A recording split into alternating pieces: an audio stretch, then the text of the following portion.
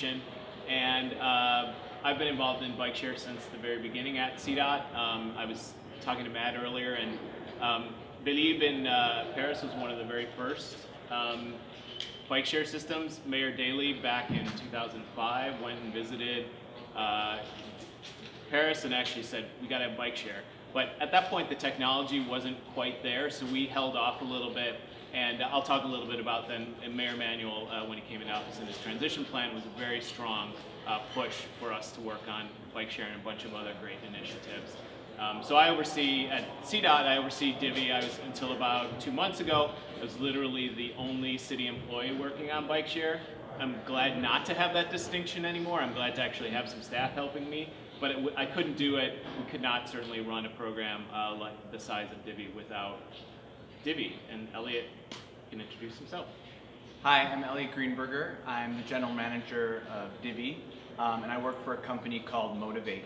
And we do bike share. That's our business. We run the bike share systems in New York. So if you've heard of City Bike or ridden City Bike in New York, we run that program.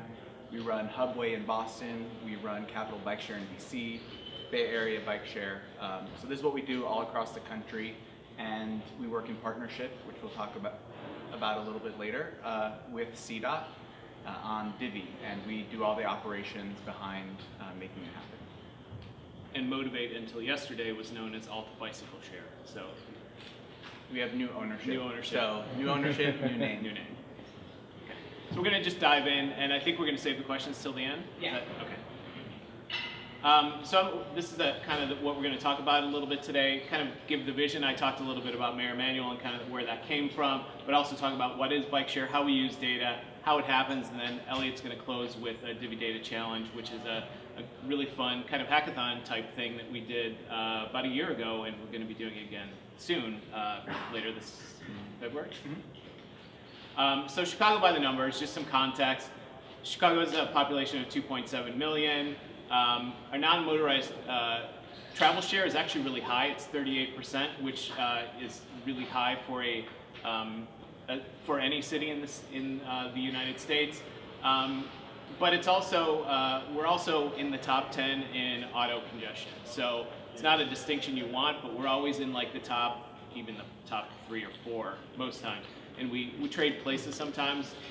Not an enviable position, not a place we want to be. So a lot of the strategies, Divvy in particular, but some of the other things I'll mention briefly, are all meant to work on that to reduce congestion. You know, we do have some other issues. About 40 pedestrians and about 10 cyclists are killed a year. So safety is a key part of Divvy and one of the things that we are really working on. And then obviously there's nationally an obesity problem, and certainly is one here in Chicago too. So Mayor Emanuel, in the transition plan I mentioned, was his goal was to create a world-class bike network and increase cycling.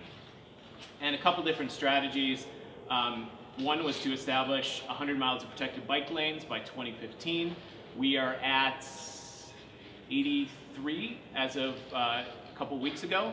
We're going to actually probably exceed the 100-mile lane. 100-mile protected bike lane goal. We're actually going to probably get to 115 or 120, and that's just. No, that's great. We're really excited about it too. And that's just protected bike lanes. So there's all kinds of other bike lanes throughout the city, but this is just either barrier or buffer protected bike lanes. We also wanted to create bikeways for all ages and abilities, and then finally launch a robust public bike share program. One of the interesting things about Divvy is that when we started in January, the contract with Alta Bicycle Share, now Motivate, was signed in January of 2013. We did, at that point, it was called Chicago Bike Share. So it was, the creative name was Chicago Bike Share. We basically, by March of that year, went through a whole branding process. We worked with IDEO and Firebelly, and we name stormed, because that's what sign firms do, and had a really great time of like, we actually came up with some names, tested them with the public, and then actually came up with designs for the bike, tested them with the public, and came up with Divvy. And I admit, even I was skeptical of Divvy, but now it's really something that's stuck, and it, I think, is actually the best bike share brand in the United States. It really, really is. It's not tied to any brand. It also gives us flexibility with sponsors and other things like City Bike is City Bike. Divvy is Divvy. And we have a sponsor, and we'll talk about that a little bit later. We didn't change anything, really. It's still Divvy, and it's still the core values. So in North America, there are about 50 different bike share systems up and running. The most recent addition was Seattle, which has 50 stations and about 500 bikes, also operated by Alta Bicycle Share, or Motivate, but there's systems all over the place. One of the oldest ones is Capital Bike Share in DC, in the United States, and then the Bixby system in Montreal. But this is just for some context. So we're at 300 bikes and 300 stations and 3,000 bikes right now, and I'll talk about our expansion plans a little bit later.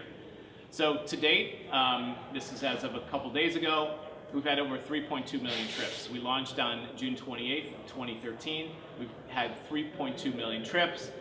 Over 500,000 people have bought a 24-hour pass and tried the system. We have 23,000 annual members. About this time last year, we were at about 10,000 annual members, so we've doubled since then. Admittedly, we've actually kind of plateaued right now, but as the expansion goes forward, we're gonna have all these new neighborhoods. We're gonna actually, membership will start to grow exponentially again at that point once we have more people in the service area. So what is bike share? We talk about bike share as transit. So bike share is really a way to get from point A to point B. It's really for short trips and for commuters. So one of our really common commute patterns, one of our busiest stations is that there's actually two at Ogilvie. A lot of people actually, probably some of you here, rode from Ogilvie to here, west, and then a lot of people actually ride from Ogilvie or Union Station to the east side of the loop to get to their jobs. So we have a lot of bikes moving from that kind of canal corridor, both east and west at the beginning of the day. That's kind of one of our most predictable patterns. And Elliot's going to talk more about that later, but some of the other things are a lot more diffuse, and as we've grown, like neighborhoods used to rebalance themselves and move bikes around, and so some of that still works, but some of it is actually, there's a lot of intervention, and Elliot will talk about that. But the beauty of bike share is you can pick up a bike at any station, you can drop it off at any other station. That's how I got here today. I picked up one at 30 North, LaSalle, where my office is, and rode out here, dropped it off at Aberdeen and Madison, and that's how I'm gonna get back too. And you know, it's one way, you don't have to return it to your point of origin. The other thing is it's available 24 hours a day, 7 days a week. Last year about this time, we had snow, and we shut down for a couple days because it was our first big snowstorm in 2013. I'm sorry, 2014. Actually, was it late 2013? 2014. 2014. So early 2014, our first snowstorm. 4 to 6 inches were predicted. We shut down because we weren't sure how people were going to react. We opened back up. Everything was fine. We cleared the stations of snow, got kind of ahead of everything. Opened back up. The first polar vortex came through, and so we shut down again for a couple days. And then after that, we actually said, forget it. Most people qualified. Most people are smart enough to figure out when they should and shouldn't ride, and when they're safe and when they're not. And so we've never shut down again, and we don't ever intend to shut down again. We think that even on, I was just looking at some numbers, even over since the beginning of the year and the end of last year, even on the coldest days when it's been in the minus zero, below zero temperatures, we've had 200 or 300 people riding. And on days like yesterday and today, when the temperatures, in the 20s or 30s, we'll get thousands of riders. So people are still using it actively on a regular basis. So bike share is convenient. We put stations where people work and live. The picture on your left is Union Station, as I mentioned, and then we put stations where people want to use them. So one of the analyses that I'll talk about a little bit later is looking at housing, population, employment density, housing, and households, and then also looking at businesses to kind of figure out where we should put stations, and I'll talk through that a little bit later. Bike share is also comfortable. They're big, chunky bikes. They weigh 43 pounds, but they have fenders. You can ride them in any clothing, however you're dressed. They're comfortable. It's a step-through design, and they're like a beach cruiser. You can't go fast. That's actually by design. We actually tried out some different gearing ratios to see, because we internally were kind of thinking, well, boy, these are really, really slow. But we tried out different gearing ratios, and they were actually too fast. So while yes, we recognize if you really want to work for it, if you really want to go fast, you're going to have to work for it. But it's really it's a safety measure too.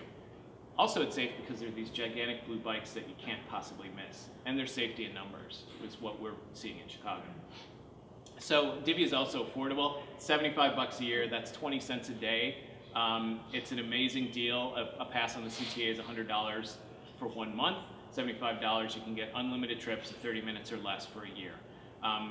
Visitors, if you have visitors in town, friends, family, $7 for a 24-hour pass. You can walk right up to a kiosk, buy a pass, and go. It's also sustainable. So, you know, the press loves to focus on when, you know, transit, first of all, this is transit. Transit never makes money. Press loves to talk about when you lose money, though. And so, you know, when we, last year for 2013, for our first 6 months, we lost about a little over $100,000. What the press never actually talks about, though, is that if you take into account the advertising that's on the stations and the sponsorship that we have with Blue Cross Blue Shield. So up in the top picture is actually what the bike looked like until May of this year. And then the bottom is actually the bike after we signed a sponsorship deal with Blue Cross Blue Shield. We actually worked really closely with the original designer of Divvy, with Firebelly and IDEO, to actually come up with the design that integrated the Blue Cross Blue Shield logo, because we felt it was such a strong brand that we didn't want to dilute it by just looking like we slapped a billboard on the side of the bike. And we think we've been really successful in doing that. But we signed a sponsorship deal for $12 million over 5 years, $12.5 million over 5 years with Blue Cross Blue Shield. And if you take into account those dollars and the advertising dollars, we made several $1 million last year. So that's the, you know, if you read that in the press, and you probably read it again sometime soon, because I'm sure someone will ask us for the results of 2014, remember that. At least you will be in the know. The press would be too, but they don't bother to ask. They just want the negative story.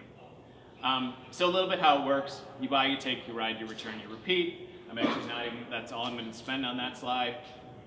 You can get keys. So the $7, you can get a $7 daily pass for 24 hours, or you can sign up online for a membership. It's $75 and you get a key, actually a key like this in the mail. You have to be really special to get the black key.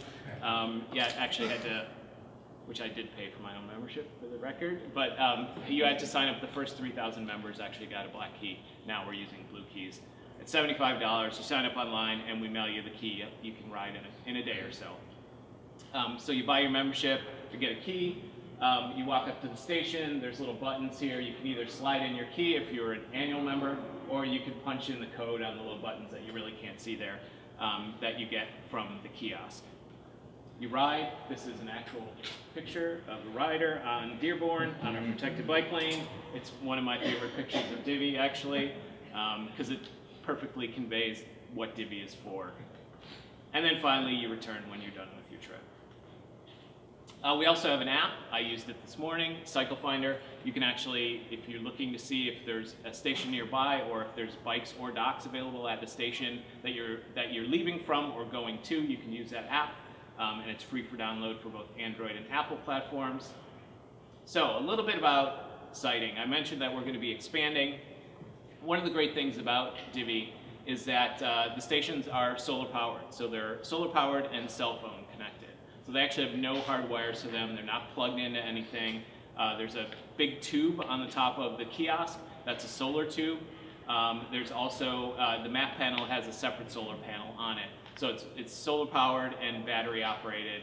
The stations, because of that, they're modular. We can drop them in about an hour to 2, depending on the size of the station, and they're really easy to move. So pretty regularly, my own department does a construction project where they're rebuilding a sidewalk or resurfacing a street, and we have to pick up a Divvy station. And we can do that. We get a crane truck, we pick it up, we move it, and then we put it back when they're done with their project.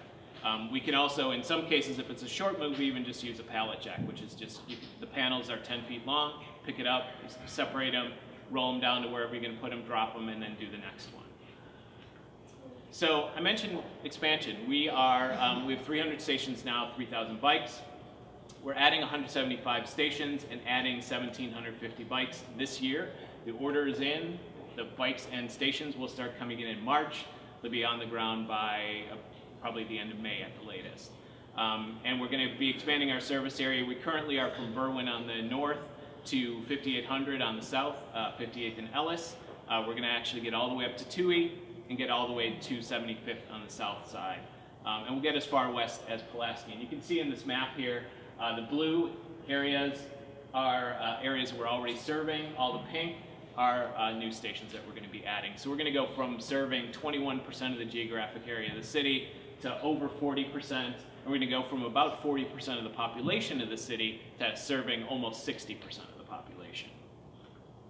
So one of the things we've done with data is we've actually collected, we have a website called suggest.divvybikes.com where people can make suggestions on where they'd like to see a Divvy station. And that's one of the variables, and I'll talk about it in a little bit, but that's one of the variables we use when we're siting a station and building the network. We also did feasibility and heat mapping. So I mentioned a little bit population density, employment density.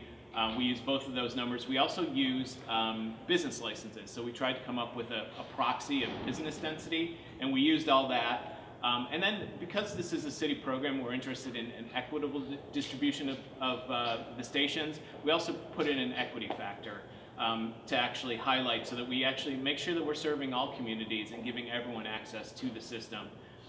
And the other thing I should add is as we're building out this new expansion, no matter where you go in the city, stations are going to be about 4 blocks apart. In the current service area, in some cases, they're even closer together, especially in the downtown. You don't have to walk more than a block in some areas, but that's because there's so many people too. But throughout the rest of the area, throughout the rest of our expansion, we'll have stations no more than 4 blocks apart. So ideally, you won't have to walk more than 2 blocks to actually get to the nearest station. The other thing we're doing this year, and the other thing we used some data for, was our siting process and also installation. So last year was definitely a learning experience. We did a randomized pattern of station installation. So we'd install a couple stations on the north. It was not optimal. It was suboptimal. And it was randomized, and neither of which are good when you're trying to build a network, a transportation network. So we'd install a couple stations on the north side, then we'd install a couple stations on the south side. Just didn't work. So what we're doing this year is we've actually grouped all of our station installations into 10 different neighborhood areas. We're actually adding a couple more stations in downtown, in areas where we weren't able to put them in last year. And then in Bronzeville was one of the few communities where we didn't feel like the density was up to where it should be. We're actually adding more stations in Bronzeville this year so that it's the same density as the rest of the city. What we're doing is actually each of these 10 neighborhood areas, we've actually sited them so that we have a network that makes sense, and then we're going to install them all at once. So Edgewater, Rogers Park, all those stations will get installed in the same week. People will have 15 different stations to travel to and from in their neighborhood. So we're going to do it like that, and we think that that makes a lot more sense because people can actually have places to go to and from rather than doing it the way we did it before. And we learned, and that's the beauty of Divvy, that I think, or one of the beauties of it, is that we actually are willing to admit we made a mistake, we screwed up, we did it wrong, and we're going to fix it.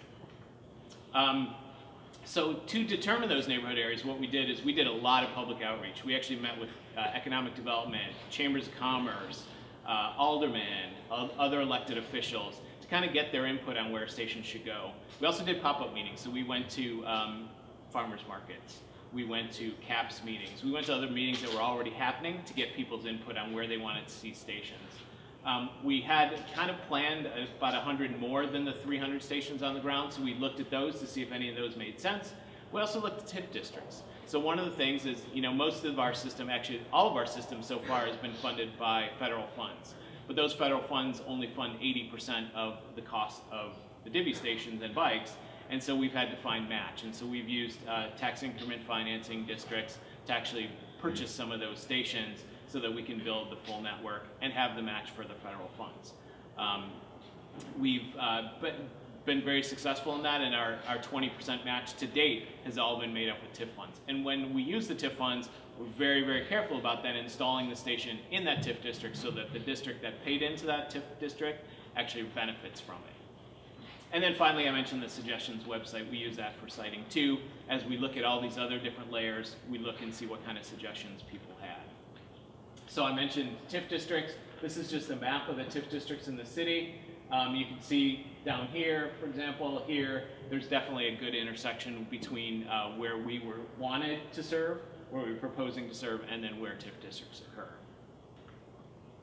So in the office, the way we looked at siting is it's kind of a multi-layered process. The first thing we did was literally just threw dots on a map. I said every 4 blocks, so we put a dot every 4 blocks.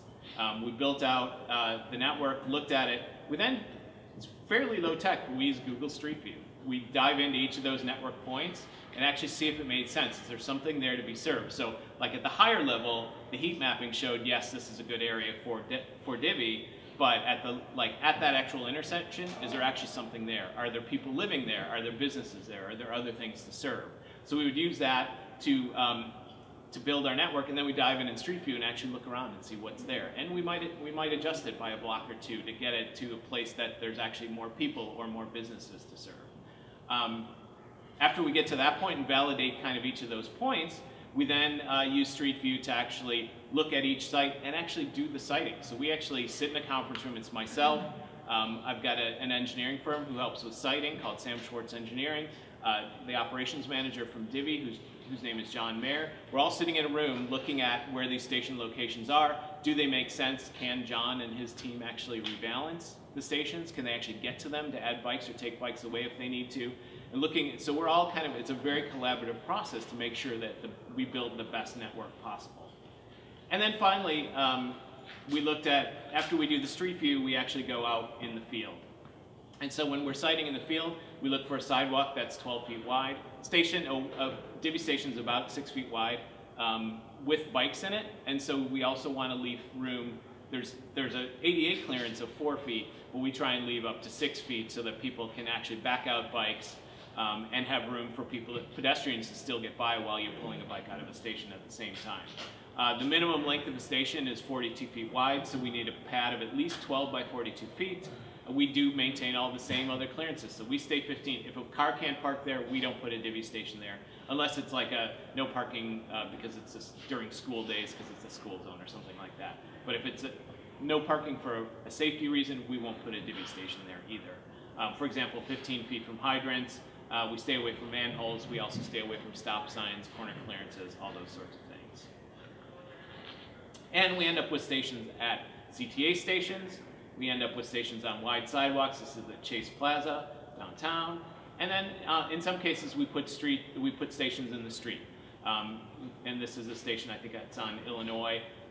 When we do this, we look at the traffic volumes, we make sure it's going to be safe. And ideally, if it's a high traffic volume street, we want to put it next to a bike lane so that there's room, so that if someone's pulling out a bike, they actually can pull out into the bike lane, at least not out into traffic. So that we're making sure that our users are safe. So at this point, Elliot's going to take over. All right, I'm going to jump into some of the operations behind the scenes and paint a picture of what it takes to make Divvy work. And I'll run through it pretty quickly so we can get to your questions. So in our peak season, we have about 100 people working on Divvy behind the scenes. I think you may be surprised, you may just see the stations. I mean, you may have seen the vans driving around, but you may just see the stations and the bikes. And behind the scenes, there's a pretty big operation to make it work, and I'll go into that. As Sean mentioned, the city owns all the stations and they own all the bikes. And they hired Motivate to operate it. So we work in partnership with the city. And the way that sort of breaks down in terms of responsibility is CDOT developed the RFP. Once they got the funding, they selected the vendors. They site and confirm all of the stations, as Sean just mentioned. They're also the touch point with the mayor's office. And then at Alta Bicycle Share, which is now Motivate, we have This was put together before the corporate name change. We have a 5-year contract with the city as an operator. We run the day-to-day business. We do all the marketing, and I'll go into more of that in detail. It's a profit split between Motivate and the city. So we're motivated to have good performance. So we're judged on a handful of metrics, such as the number and the duration of stations that are empty and full, the time that we respond to customer service inquiries. So really customer focused, and the better we perform, the larger share of the profit that we'll see at the end of the year if there is a profit. So we're incentivized to provide a good experience to riders and to make everyone have their questions answered really quickly and to make sure that they have a seamless experience. Some of the benefits are just that you have the local knowledge as the city. By having this public-private partnership, the city has local knowledge. They have the connections with aldermen, with other departments. And then on our side, this is what we do. We do this in other cities, so we can learn from what New York does. We can learn from what Boston does, DC. So we really bring the subject matter expertise, and they bring the local and sort of political expertise. And so far, that balance works really well. And I can't use my joke anymore. Oh yeah. So I always refer to Elliot as my alter ego. I can't use You'll it have to come up with another one. I'm a little sad about that. It just hit me as we were sitting here. So behind the scenes, we have a warehouse in Westtown, actually just about a 10-minute drive west of here. We have bike checking. So we send a fleet of bike checkers out into the field, and they go from station to station, and they check every bike once a month. So they'll go to a bike, they'll check the air pressure, they'll check the brakes, they'll lube the chain. They'll do anything that can be done at a station without any sort of heavy machinery or getting a bike in a stand. And so they'll go station to station every month, make sure every bike is checked. You may notice under the seat post, if you look at a bike, there's a zip tie, a colored zip tie, and we use that just to track to see if it's been checked that month. So they'll go down the line of bikes, see if it's been checked. If it hasn't, they'll check it. Anything that they can't do there by themselves, they will flag it. And there's a button on the little dock that they can press. It locks it in place. It notifies our team to come pick it up, and they'll bring it back to our shop. And that's what's pictured here. We have about 24 stands, benches, and we have mechanics working, doing the sort of heavy-duty fixes. So they'll do flat tires. If they need to take a bike apart, they can put it up in a stand. And that all happens in our warehouse. We have station technicians. So we have folks driving around in blue vans who are fixing the stations. If there's a dock that's broken, they'll be dispatched there. If the kiosk isn't working, the screen is broken, the credit card reader isn't working, they'll be dispatched there, and they'll be able to take care of it to make sure that the station is functioning properly. We also have rebalancers, which is probably the biggest piece of this bike share puzzle, and something that I don't think anyone has fully solved. And the job of a rebalancer is to move bikes from stations that are full to stations that are empty. Because as you can imagine, if a station is full, you have no place to return your bike. And if a station's empty, you have no bike to take if you're wanting to take a bike. So as Sean mentioned, there are certain patterns that we observe and that we're preparing for. One of those is the morning and evening rush. So in the morning, downtown gets slammed with bikes. In the evening, everyone takes their bikes out of downtown all at the same time, 9 and 5, or about an hour within that. We're going to be working with IIT on modeling creating a predictive model so that we can improve that. We also rolled out something this year, I think we're the first city to do it, called valet service, and this was actually to help us rebalance, because what we found were there certain stations that were hotspots where everyone was going at the same time. For instance, Clinton and Washington, which is outside Ogilvy, or yeah. Ogilvy?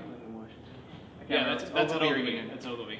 Everyone heads there after work at the same time. So what we did is we staff it with a person so that when it gets full, they can pull the bikes out and line them up to the side of the station, so that even if one of our vans can't get there in time, someone is guaranteed a spot there. Because what we found is, especially in this case, if you're trying to catch your train, and even if you're 3 minutes late, that next train doesn't run for another hour. And we were encountering some very angry riders. Yeah, that's the worst possible customer service experience you could have. Yeah, so we didn't want to be to blame for that, so we came up with a service.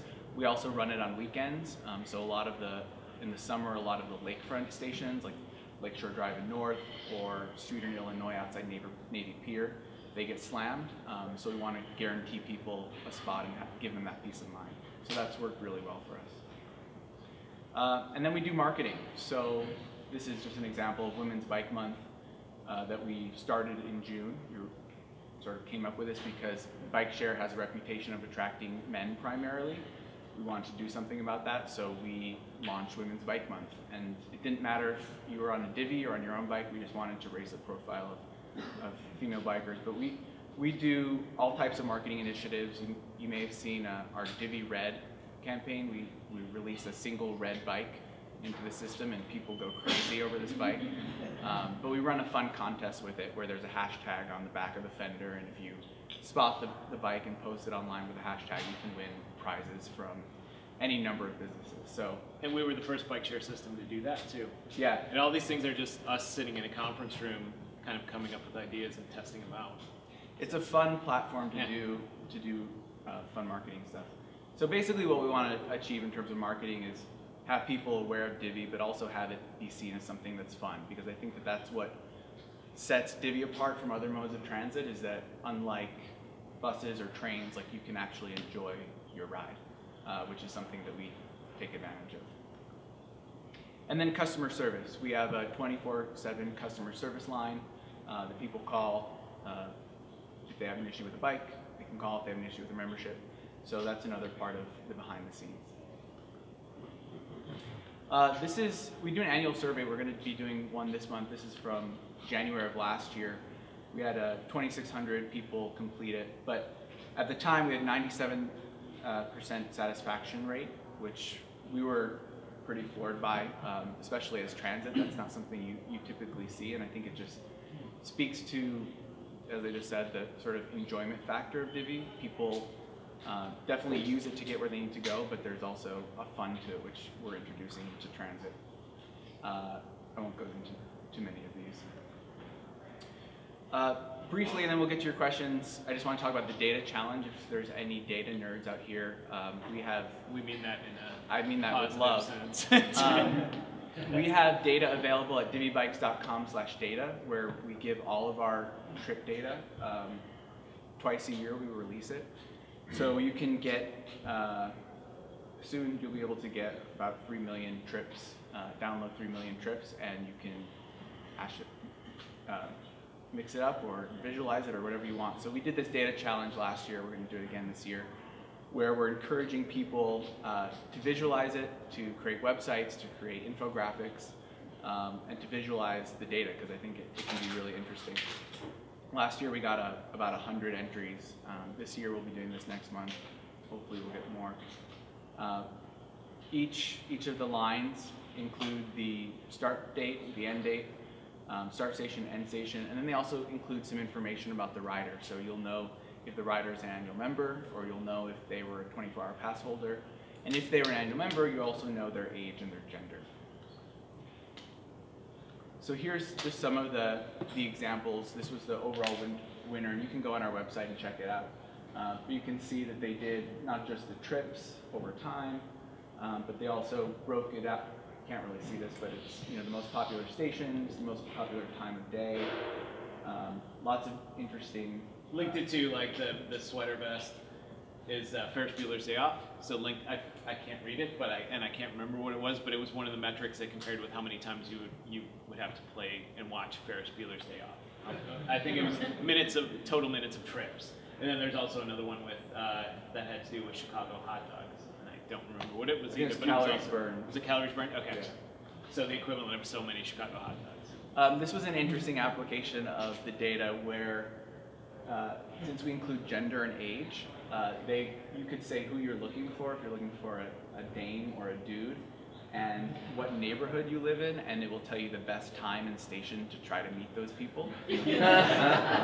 Also known as the Divvy Stalker app. Yeah. It's called Serendipity, I think. Yeah. This was an interesting one where you could select certain stations and then press play, and it would chime a different tone for each station when there was a trip throughout the day. So it would start at midnight and go to midnight. Just kind of an interesting way to think about it. And then things like this where it's hard to tell what that is, but just combining neighborhoods and streets and stations and times of day, and really being able to visualize all the ways that they work together. This person did a segmentation analysis, understanding, are people taking these trips in pairs? Are they taking them alone? Are they doing round trips? Are they where are they going. So really fun stuff to play with. I think now this year, now that we'll have millions of trips, it'll be really interesting. That's it. This is just some fun stuff. That's Divvy Red. That's our Holiday Divvy bike, which is our holiday themed candy cane stripe bike. We've had wedding parties and wedding proposals. Yeah, and that's a wedding proposal that we had last year. That one of the designers of Divvy and one of my former employees Lyndon, my friend, wanted to get engaged to the designer of Divvy, and so she asked him to marry, and they're getting married in May. Yeah, Memorial Day weekend. And they were going to a Bears game. They used the station. They worked with us to use the station and post that. Are there any two-seater Divvies? There are not. No. But it's not, that it has been asked, and people have asked for them as well as trikes. So you could Divvy for the future. yeah. That's it. Thank you.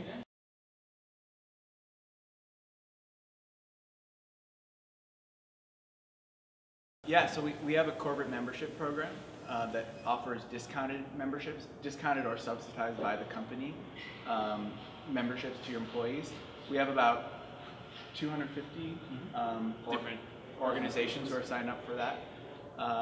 You can't have a key for your whole to trade because of the liability, so because of the safety, we make every person have their own key, but you can offer your employees discounted memberships. I can give you my card. The only risk is if there's a station that's empty or that there's not a station nearby where you need to go, but if you have cars as a backup, that would work. Yeah.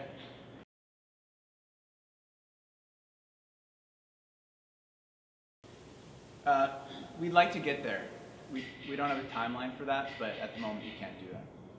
But we'd like to get there. The other thing is, long-term integrating with Ventra or some other payment system like that, so it's a seamless, you can use Ventra for anything, I think is one possibility we'd like to explore. And then in the short term, we're also looking at potentially getting, they've already rolled out these cards in Aspen for their system, which is basically a card that you can buy at a Walgreens, and then you can just use your smartphone to activate it. Then you never have to go to the kiosk, you just put in your credit card number through the app, and you just do that. So that's kind of a short-term solution. Long-term, we'd like to get to what you asked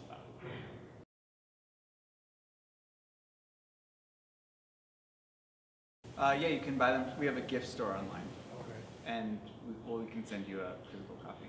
And we should have brought some today, because I have a whole box in my office.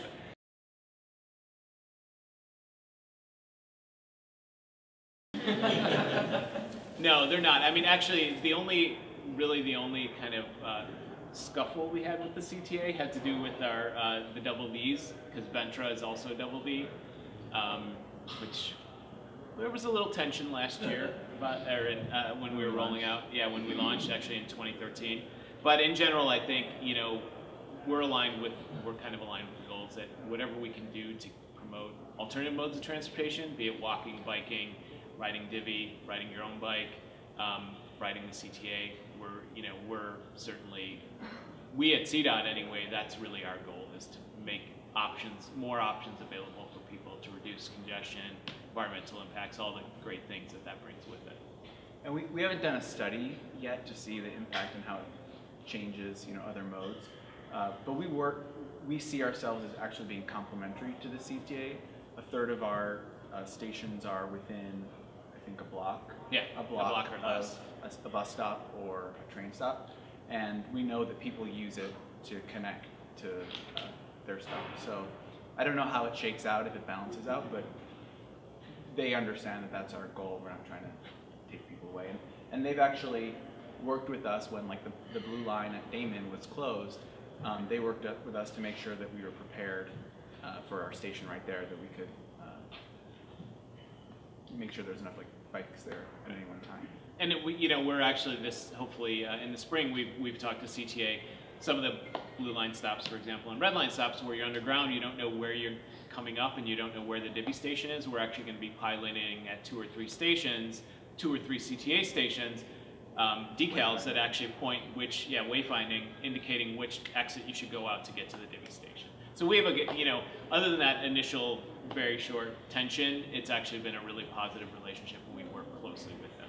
We actually have not done the analysis though, like Elliot said. We probably have taken some trips away, but we've also, I think, added some trips because, you know, at the end of Western Brown Line, for example, there's a lot of people who can now bike and get on the Brown Line who may have not they may have driven from there at that point, as an example.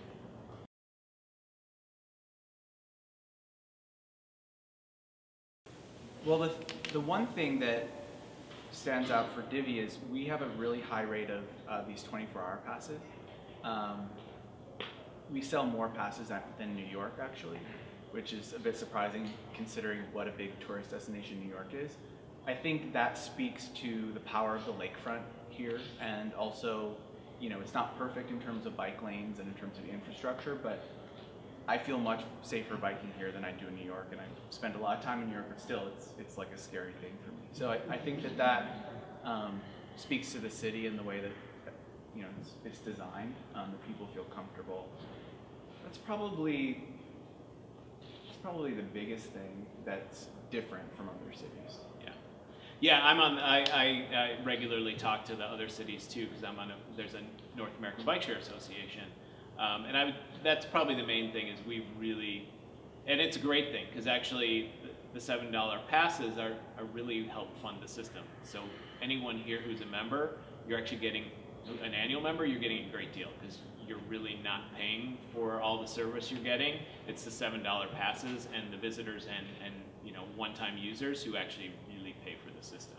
So I think that's the other thing that, you know, we're excited about because it's really helped to, you know, all of us who are members benefit from the visitors who come to the city, be they from the suburbs or just somebody who lives in the city and wants to try it out once.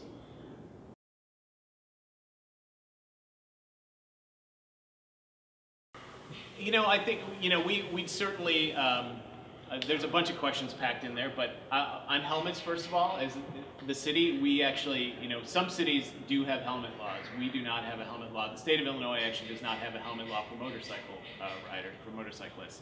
And while we strongly encourage people to wear helmets, I don't think we would want to have a helmet law because it actually, in the cities where they do have helmet laws, really discourages not only bike share biking, but also biking on people's personal bikes because you can't be kind of impulsive and just, okay, I'm gonna grab a bike and go. So that's the helmet piece. I think while we strongly encourage it, I mean, I admit that I bike to work on my own bike most days, but when I bike around on Divvy, I sometimes wear a helmet. I have a helmet I keep in my office. Today I rode it because it's a little bit icy out still, and but you know, I don't always. And I think we strongly work to make sure that people are safe. The other thing is bike share bikes they're gigantic, they're blue, they're heavy, they can't go fast. So there's also safety in numbers. There's a lot more people now with Divvy, there's a lot more people on bikes than there were before Divvy. And I think that has led, there's a recognition with motorists who are driving and pedestrians and other bicyclists that there's a lot more of us out here and we need to all watch out for each other.